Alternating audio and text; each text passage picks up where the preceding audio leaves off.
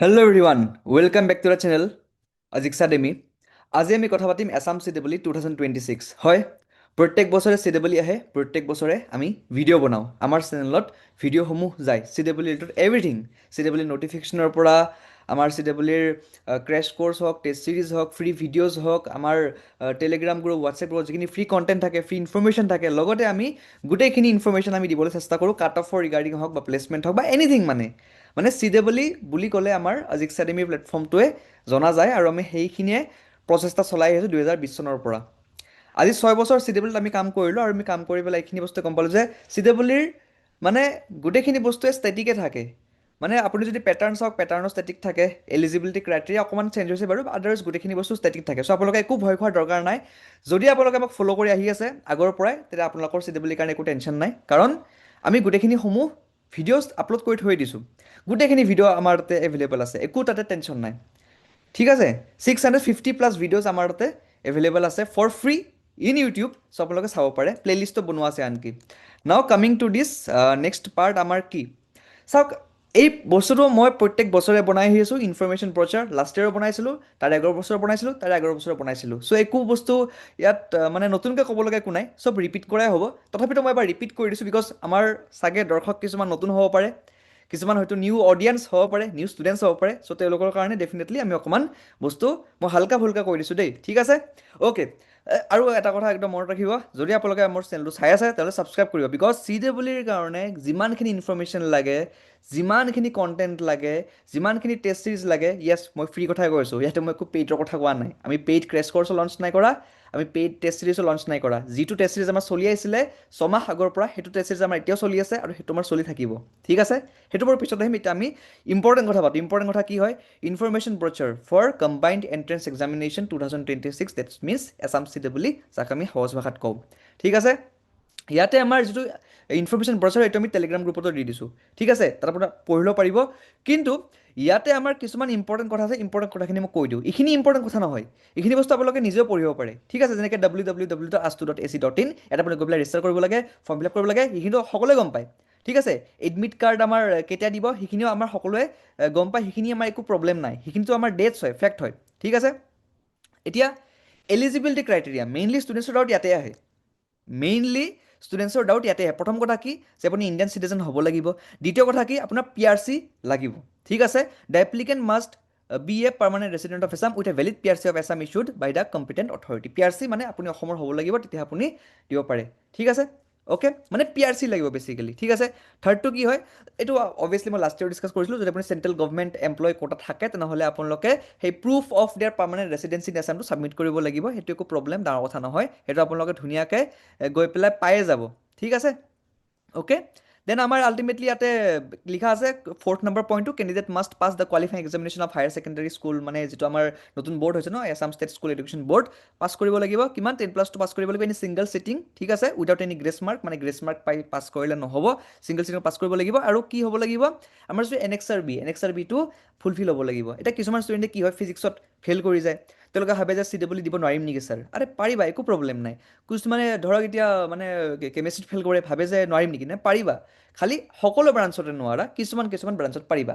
এতিয়া কোনটো ব্ৰাঞ্চত পাৰিবা সেই গোটেইখিনি ইনফৰমেশ্যন দিয়া আছে আমাৰ এন এক্স আৰ বিত, মই সেইটো কথাও পাতিম, ধৈৰ্য সহকাৰে চাই ৰাখক, ঠিক আছে।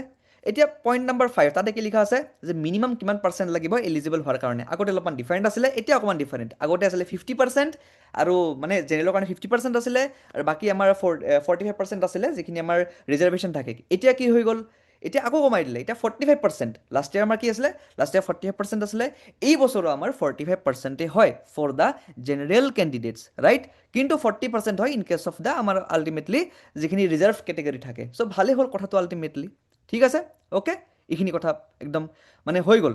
এণ্ড যিসকল ষ্টুডেণ্টে ডিপ্ল'মা দিছে, ডিপ্ল'মা দিয়া ষ্টুডেণ্টছখিনিও ডেফিনেটলি এলিজিবল হয়, একদমেই একো টেনশ্যন নাই। আৰু তাৰো ক্ৰাইটেৰিয়া ছেমেই হয়, কি 45% for the unreserved, 40% for the reserved, ঠিক আছে। অ'কে, বা যিখিনি ষ্টুডেণ্টছে BSc পাছ কৰিছে তেওঁলোকৰো আল্টিমেটলি ছেইম ক্ৰাইটেৰিয়াই হয়, ঠিক আছে।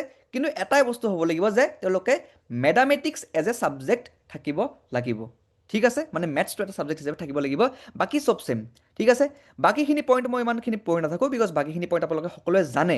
ইয়াত এটা যিটো পইণ্ট নাম্বাৰ 6 মই কৈ দিছোঁ, আগতে আমাৰ কি আছিলে, মিনিমাম আছিলে আমাৰ এজ লিমিট কিমান 17 বছৰ, মেক্সিমাম আছিলে আমাৰ 21 বছৰ। তো যিখিনি ষ্টুডেণ্টছে 21 বছৰতকৈ পাৰ হৈ যায় তেওঁলোকে মোক সোধে যে আমি এলিজিবল হয় নে নহওঁ।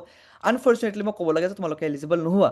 কিন্তু আমাৰ লাষ্ট ইয়াৰ কি কৰিছে, লাষ্ট ইয়াৰ আমাৰ মানে 25ৰ কথা কৈ আছোঁ, 25ত কি কৰিছে, আমাৰ এলিজিবিলিটি ক্ৰাইটেৰিয়াটো নোহোৱা কৰি দিছে। আপাৰ এজ লিমিট নাই, লোৱাৰটো আছে 17 বছৰ, কিন্তু আপাৰটো নাই।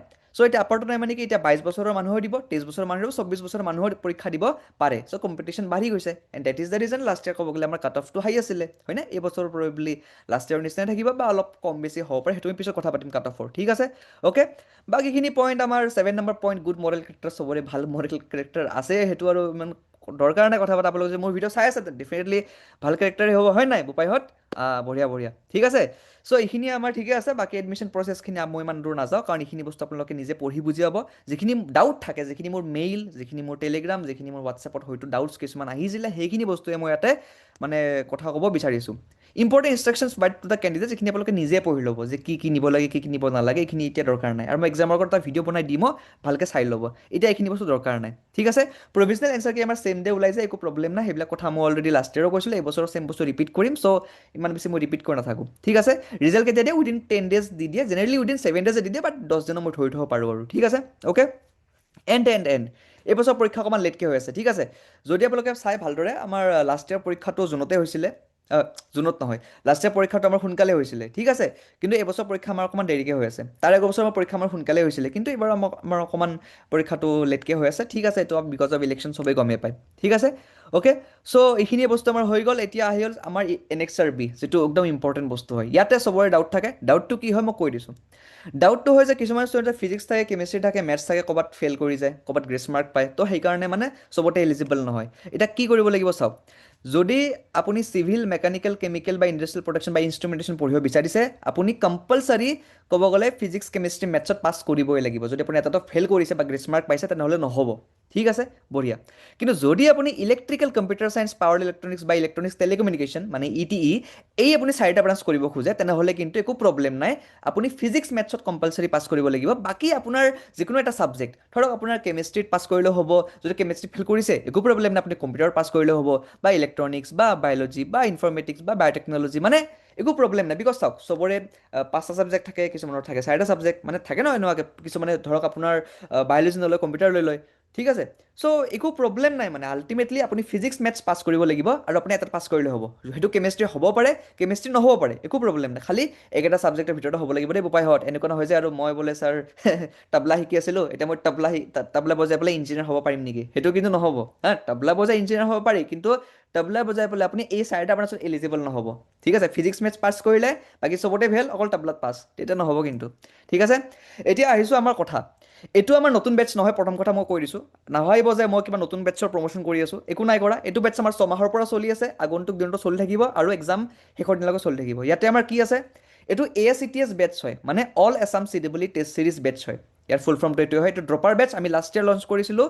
আমাৰ CEE পৰীক্ষা শেষৰ পিছত আমি লাষ্ট ইয়াৰ লঞ্চ কৰিছিলোঁ। আমি উইকলি টেষ্ট পাতি আছোঁ, ৰিপৰ্ট কাৰ্ড দি আছোঁ, টেষ্ট চিৰিজৰ আমি গোটেইখিনি বস্তু আমি মানে কণ্ডাক্ট কৰাই আছিলোঁ। ইয়াতে আমাৰ 70+ টেষ্ট থাকিব। ঠিক আছে, এই ASCTS বেটছটো অকল এবছৰীয়া 2 বছৰীয়া কৰ্চ নহয়। ঠিক আছে, ইয়াত বহুতে ভাবে যে ছাৰ আমি মানে এইটো টেষ্ট চিৰিজ জইন কৰিলোঁ এইবছৰ, চ' নেক্সট ইয়াৰ আমি কিবা বেলেগকৈ জইন কৰিবলৈ, নাই নালাগে। যিখিনি ষ্টুডেণ্টছে আমাৰ লাষ্ট ইয়াৰ জইন কৰিছিলে, তেওঁলোকে আমাৰ এই বেটছটো জইন কৰাৰ কাৰণে 1 টকাও নাই দিয়া। মানে যদি আপুনি এই বেটছটো জইন কৰিছে, আপোনাৰতো লাইফ টাইম মেম্বাৰশ্বিপ হয়। আপুনি যদি আপুনি নেক্সট ইয়াৰো CEE দিয়ে, তেতিয়াহ'লেও আপুনি এলিজিবল হয় ফৰ ফ্ৰী থাকিবৰ কাৰণে। তাৰ নেক্সট ইয়াৰ ফৰ ফ্ৰী থাকিবৰ কাৰণে এলিজিবল হয়। এইটো ওৱান টাইম ফিজ হয়, 1499, যিটো আপুনি আমাৰ বেটছটো জইন কৰিব পাৰে। এইটো একমাত্ৰ বেটছ হয় যিটো আমি লঞ্চ কৰোঁ। আমি লাষ্ট ইয়াৰো এটা বেটছ লঞ্চ কৰিছিলোঁ, ডেট ইজ টেষ্ট চিৰিজ। আমি এইবছৰ এটা বেটছ লঞ্চ কৰিছোঁ, ডেট ইজ টেষ্ট চিৰিজ। আৰু টেষ্ট চিৰিজ দি পেলাই আমাৰ ষ্টুডেণ্টছে মানে চিলেকশ্যন হৈছে। তাৰ মই বেছি কথা নকওঁ, বিকজ কথাখিনি অলৰেডি ইউটিউবত এভেইলেবল আছে, পোষ্টাৰ্ছ ইউটিউবত এভেইলেবল আছে, ষ্টুডেণ্টছৰ ৰিভিউ ইউটিউবত এভেইলেবল আছে, গোটেইখিনি বস্তু ইউটিউবত এভেইলেবল আছে। Highest number of videos, highest number of selections, highest number of গোটেইখিনি বস্তু আমাৰ প্লেটফৰ্মৰ পৰা দিয়া গৈছে। য়েছ, ন' ডাউট, যিখিনি মানুহে ক্ৰেছ কৰ্চ লঞ্চ কৰিছে, definitely crash course is very very important. Crash course যদি আপোনালোকৰ ডাউট কম আছে, যদি আপোনালোকৰ ক'ব গ'লে কিছুমান বস্তু আপোনালোকে বুজি নাই পোৱা, তেনেহ'লে ডেফিনেটলি আপোনালোকে ক্ৰেছ কৰ্চ জইন কৰক, আৰু ক্ৰেছ কৰ্চৰ পৰা আপোনালোকে সুবিধাখিনিও পাই যাব।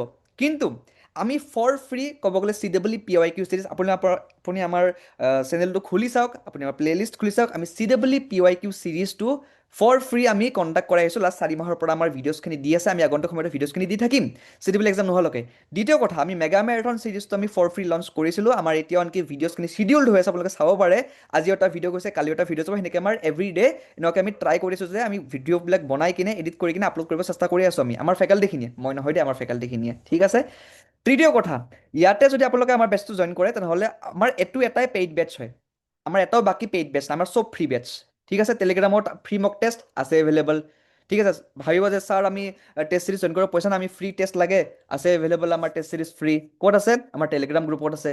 ছাৰ আমাক ক'ব গ'লে এতিয়া আমি কি কৰোঁ ছাৰ, আমাৰ এতিয়া নোটছ লাগে, নোটছখিনি নাই, আমাৰ ফৰ ফ্ৰী এভেইলেবল আছে। ক'ত? আমাৰ টেলিগ্ৰাম গ্ৰুপত আছে।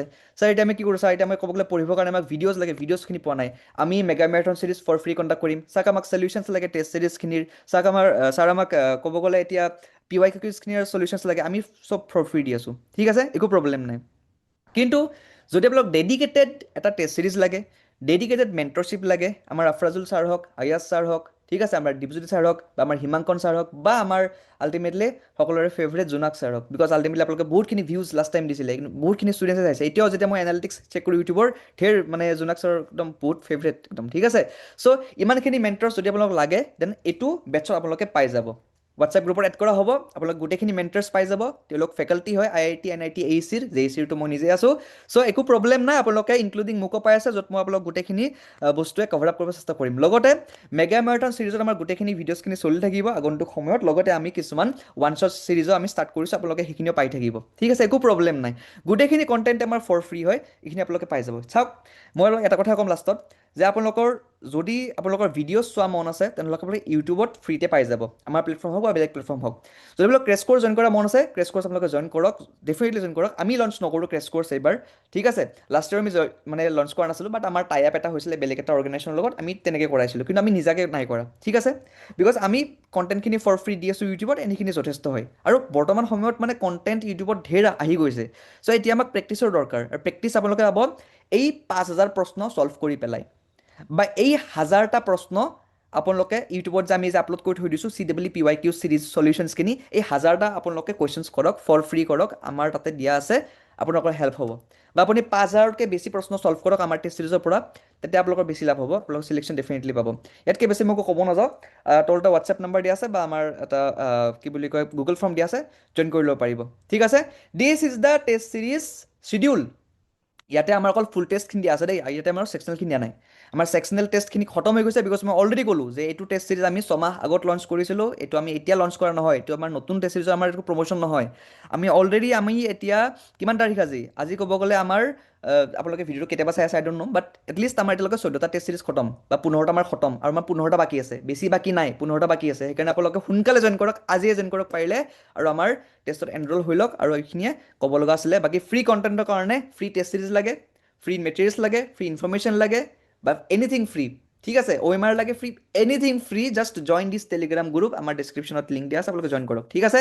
যাৰ ল'ব মন নাই একো প্ৰব্লেম নাই, ফ্ৰীতে টেষ্ট দিয়ক। আমি লাষ্ট ইয়াৰ ক'ব গ'লে ফ্ৰী টেষ্ট পাতিছিলোঁ, এইবছৰ আমি ফ্ৰী টেষ্ট পাতিম, একো টেনশ্যন নাই, ঠিক আছে। কাৰোবাৰ যদি পইচা পাতিৰ প্ৰব্লেম আছে, একো প্ৰব্লেম নাই, আমি ফ্ৰী টেষ্ট পাতিছিলোঁ লাষ্ট ইয়াৰ, আমি এইবছৰ ফ্ৰী টেষ্ট পাতিম। এইবছৰ আমি আল্টিমেটলি ৰিপৰ্ট কাৰ্ড আপোনালোকক ফৰ ফ্ৰী দিম। কিন্তু যদি ডেডিকেটেড মেম্বাৰশ্বিপ লাগে ফৰ লাইফ টাইম, অকল এবছৰৰ নহয়, একদম 3-4 বছৰ 4 বছৰ একদম হোল লাইফ লাগে, CW হোল লাইফ দিব, তেনেহ'লেও জাষ্ট 1499 হোল লাইফ মেম্বাৰশ্বিপ, ঠিক আছে। All the very best. আৰু বাকী ইনফৰমেশ্যন আমি দিম, চাওক, মই বেছি ভিডিঅ'জ নবনাওঁ, এইটো চাগে মোৰ এই বছৰটোৰ প্ৰথমটো ভিডিঅ' আজিক ষ্টাডিমি প্লেটফৰ্মত, হা, আমাৰ ফেকাল্টিয়ে বনাইছে, বাট মই নাই বনোৱা, এইটোৱে বনাইছোঁ, কথাখিনি ক'লোঁ, কাম খতম, ঠিক আছে। All the very best.